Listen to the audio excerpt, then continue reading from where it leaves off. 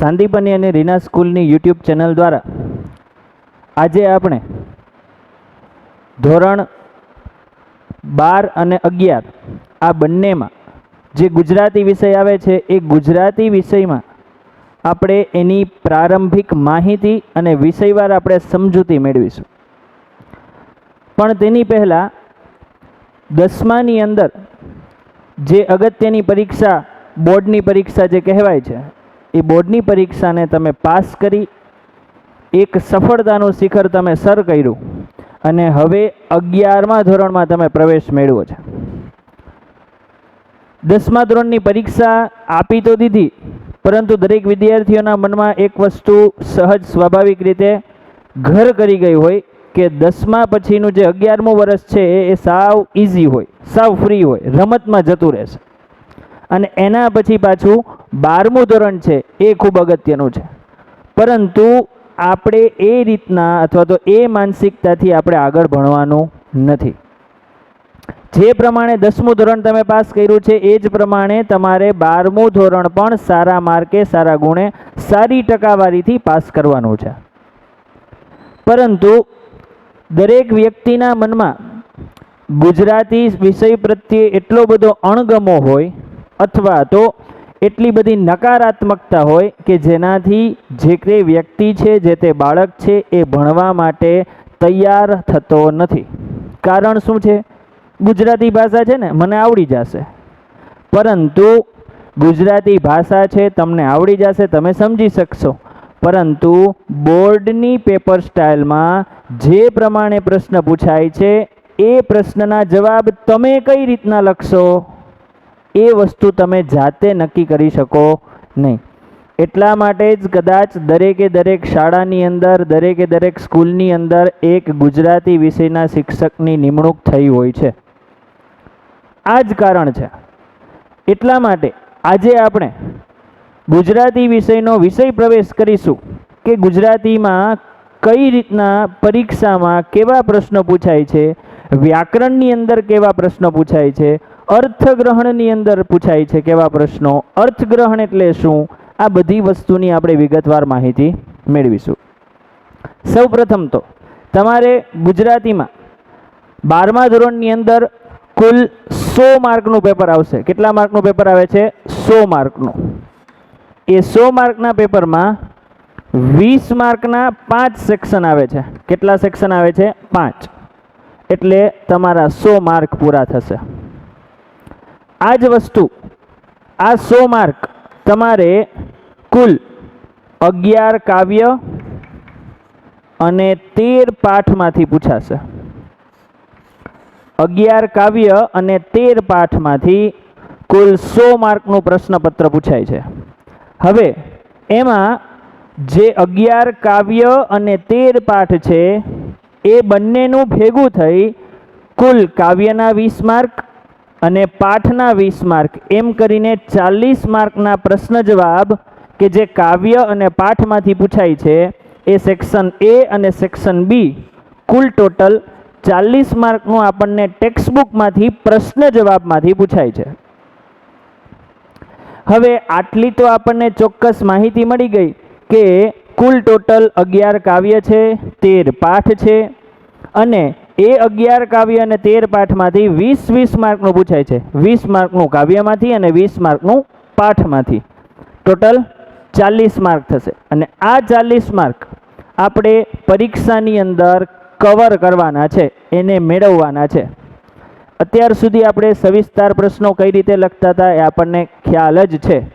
કર્તા, કૃતિ, સાહિત્ય પ્રકાર, ઉપનામ અથવા તો મૂળ કૃતિ અને એના પછી પ્રસ્તાવના, વિષય વસ્તુ અને ઉપસંહાર। આ જ પ્રમાણે આપણે 12મા ધોરણની અંદર પણ ગુજરાતીના પ્રશ્ન જવાબ લખવાના છે। બીજી વાત કે વ્યાકરણ વિભાગની અંદર કયા કયા મુદ્દા આવે છે, તો વ્યાકરણ વિભાગની અંદર તમારે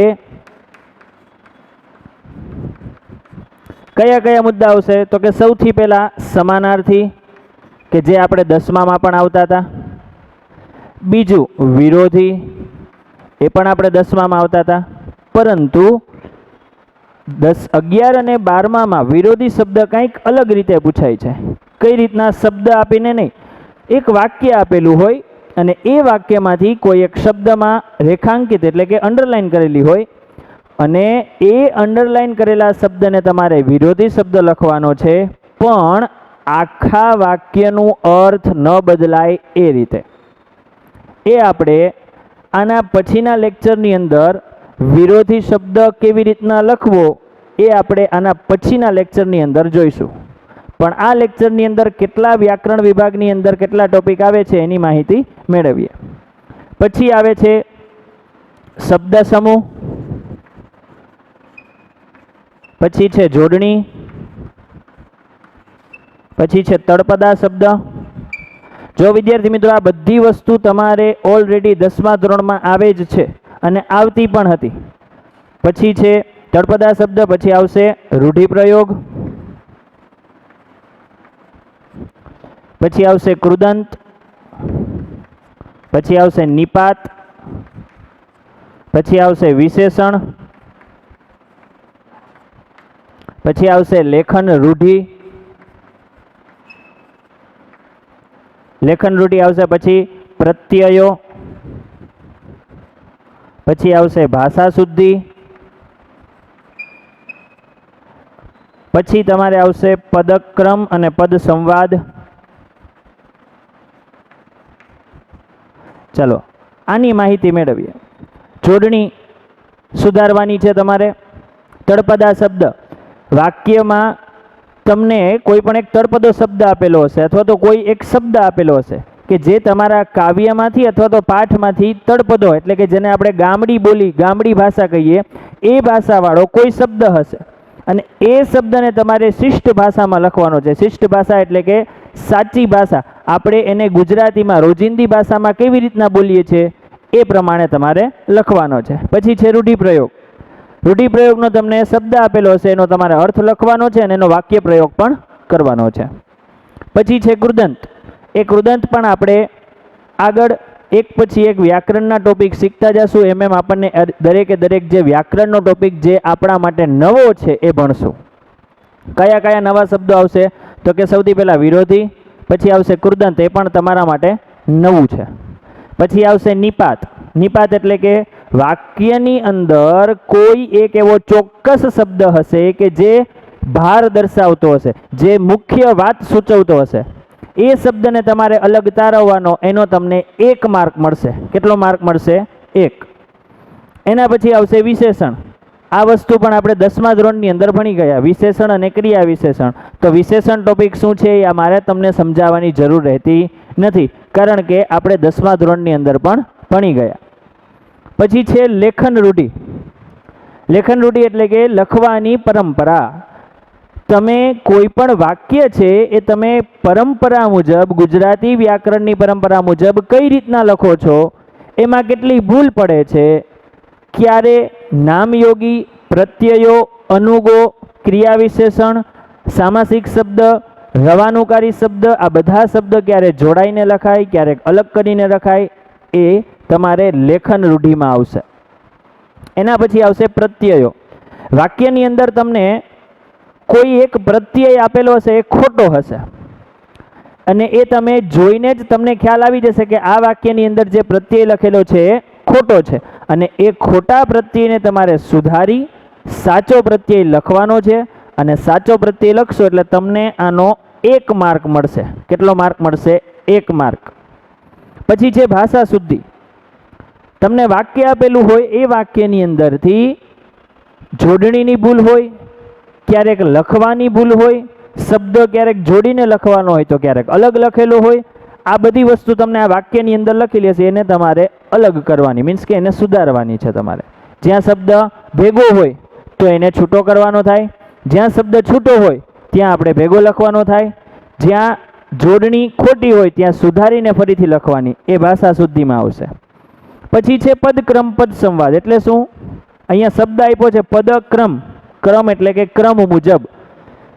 વાક્યમાં તમારે જેટલા પણ શબ્દો આપેલા હોય એ શબ્દો આડા અવળા આપેલા હશે અને એ આડા અવળા શબ્દોને તમારે યોગ્ય ક્રમમાં ગોઠવી, 'અર્થસભર' વાક્ય બને એ રીતે તમારે લખવાનું છે. 'અર્થસભર' વાક્ય એટલે શું? અહીંયા શબ્દ આપ્યો છે પદક્રમ. ક્રમ એટલે કે ક્રમ મુજબ. વાક્યમાં તમારે જેટલા પણ શબ્દો આપેલા હોય એ શબ્દો આડા અવળા આપેલા હશે અને એ આડા અવળા શબ્દોને તમારે યોગ્ય ક્રમમાં ગોઠવી 'અર્થસભર' વાક્ય બને એ રીતે તમારે લખવાનું છે. એ આખા ટોપિકનું નામ છે પદક્રમ અને પદ સંવાદ. એના પછી તમારે એક આવશે વાક્ય પ્રયોગ, એટલે કે વાક્ય પ્રકાર. આ વસ્તુ આમાં તમારે આવશે સાદું વાક્ય, સંયુક્ત વાક્ય અને સંકુલ વાક્ય. આ ટોપિક તમે 8મા ધોરણની અંદર ભણી ગયા. 8મા ધોરણની અંદર પણ આ જ ટોપિક આવે છે. એ પણ આપણે હવે પછી એક એક વ્યાકરણ ટોપિક લેશું ત્યારે સમજાવીશ. આટલી વસ્તુ થઈ તમારે વ્યાકરણ વિભાગની અંદર. હવે વ્યાકરણ વિભાગ બાદ હું એક તમારા માટે કંઈક નવો શબ્દ હતો એવો હું બોલ્યો. કયો હતો? તો કે અર્થગ્રહણ. શબ્દ કયો છે? અર્થગ્રહણ. આ વસ્તુ પણ તમારે 10મા ધોરણની અંદર આવી ગઈ. અર્થગ્રહણ એટલે શું? તમને કોઈ પેરેગ્રાફ, કોઈ પંક્તિ કે કોઈ પણ વસ્તુ આપેલી હશે, એ વસ્તુને તમારે સમજવાની છે અને એનો તમારે અર્થ કરવાનો છે, એટલે કે અર્થગ્રહણ. એમાંથી તમારે અર્થ મેળવી અને તમારે તમારી બુદ્ધિમત્તાથી તમારે એનો જવાબ લખવાનો છે. એ છે અર્થગ્રહણ. આ અર્થગ્રહણ પણ તમારે 20 માર્કમાં પૂછાય છે. કેટલા માર્કમાં પૂછાય છે? 20 માર્કમાં.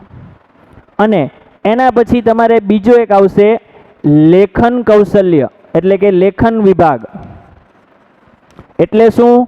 કે જેમાં તમારે લખવાનું છે, જે આપેલું છે એને સમજી અને તમારે એના ઉપરથી લખવાનું છે. આ બંને વિભાગ અલગ અલગ છે. અર્થગ્રહણ એટલે કે અર્થ ગ્રહણ કરવાનો છે અને લખવાનું છે. લેખન કૌશલ્ય એટલે કે તમને વસ્તુ આપેલી હશે ને તમારે લખવાની. એમાં કઈ કઈ વસ્તુ આવશે? તો કે એની અંદર તમારે આના ઉપરાંત તમારે અર્થગ્રહણની અંદર અને લેખન કૌશલ્યની અંદર કેટલી વસ્તુ આવશે? તો કે સૌથી પહેલાં અર્થગ્રહણમાં જોઈએ. અર્થગ્રહણમાં શું આવશે? તો કે અરજી. તમે જેમ પત્ર લેખન કરતા એવી જ રીતના અરજી લેખન આવશે. ફક્ત ખાલી એટલો આવશે કે તેમાં તમારે વિષય મૂકવો પડશે, તેમાં તમારે બિડાણ મૂકવું પડશે. એ વસ્તુ આપણે આગળ વ્યાકરણ ટોપિકમાં ભણીશું. એના પછી આવશે અરજી લેખન પછી ભાવાત્મક ગદ્ય અને વાદાત્મક ગદ્ય. એક પેરેગ્રાફ આપેલો હોય, અથવામાં હશે આ બંને. એ પેરેગ્રાફને તમારે ભાવાત્મકમાં, અથવા તો કોઈ મુદ્દા આપેલા હોય એને તમારે ભાવાત્મકમાં, અને પેરેગ્રાફ આપેલો હોય એને વાદાત્મકમાં તમારે ફેરવવાનો છે. એમાં પરિવર્તન કરવાનું છે. એ પણ આપણે આગળ સમજીશું. એના પછી આવશે તમારે નિબંધ. નિબંધ તમારે અત્યાર સુધી 8 માર્કનો પૂછાતો હતો, પરંતુ હવે પછી તમારે 10 માર્કનો નિબંધ આવશે. કેટલા માર્કનો? 10 માર્કનો. એટલે ખાસ ધ્યાન રાખવાનું છે. આ થયો તમારો અર્થગ્રહણ વિભાગ. હવે છે લેખન કૌશલ્ય. લેખન કૌશલ્યમાં શું શું આવશે? તો કે ગદ્ય સમીક્ષા. એટલે શું? તો કે તમને કોઈ એક ફકરો આપેલો હશે, એ ફકરા ઉપરથી તમને નીચે પ્રશ્ન જવાબ આપેલા હશે. એ પ્રશ્ન જવાબ તમારે ફકરા ઉપરથી ગોતી અને લખવાના છે. એના પણ 5 માર્ક છે તમારે. પછી છે પદ્ય સમીક્ષા. એવી જ રીતના તમને કાવ્ય આપેલું હશે અને એ કાવ્યમાંથી તમારે પ્રશ્ન જવાબ ગોતી અને લખવાના છે. એના પણ 5 માર્ક છે. એના પછી છે તમારે સંક્ષેપીકરણ. આ સંક્ષેપીકરણનો મુદ્દો પણ આપણને 10મા ધોરણની અંદર સમજાવેલો છે અને આપણે ભણી ગયા છીએ કે સંક્ષેપીકરણ એટલે કે જે કોઈ પેરેગ્રાફ આપેલો એને 3જા ભાગમાં સંક્ષેપ કરવાનો છે. એના પછી આવશે તમારે વિચાર વિકાસ ક્રમમાં ગોઠવો. વિચાર વિકાસ ક્રમમાં એટલે શું? તો કે તમને એક ફકરો આપેલો હોય પાઠમાંથી. આ જે 3 પ્રશ્ન છે એ તમારે પાઠ્યેતર હશે. પાઠ્યેતર એટલે શું? પાઠ્યપુસ્તકની બહારના. પણ આ એક પ્રશ્ન એવો છે કે જે વિચાર વિકાસ ક્રમમાં ગોઠવો એ તમારે પાઠ્યપુસ્તકમાંનો કોઈ પણ એક પાઠ, એ પાઠમાંથી કોઈ એક પેરેગ્રાફ આપેલો હશે, એ પેરેગ્રાફની ઘટના આડા આવડી લખેલી હશે. જેમ સંસ્કૃતની અંદર આવતું કે ઘટનાક્રમ મુજબ વાક્યને ગોઠવો, એ જ પ્રમાણે આમાં પેરેગ્રાફ આપેલો છે. એ પેરેગ્રાફ આડા આવડો હશે, એટલે કે એની ઘટના આડા આવડી લખેલી હશે અને એ ઘટનાને આપણે ઘટનાક્રમ પ્રમાણે ગોઠવી અને આખો પેરેગ્રાફ લખવાનો છે. એના પણ તમારે 5 માર્ક થશે.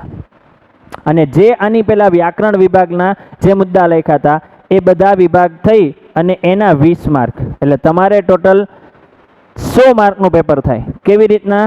20 માર્કનું કાવ્યમાંથી, 20 માર્કનું પાઠમાંથી એટલે 40, પછી 20 માર્કનું ગ્રામર એટલે 60, પછી 20 માર્કનું બીજું અહીંયા તમને લેખન કૌશલ્ય વિભાગ અહીંયા આપ્યો છે મેં તમને, એના બીજા 20 માર્ક એટલે 80 માર્ક, અને બીજા 20 માર્ક અર્થગ્રહણના એટલે 100 માર્ક.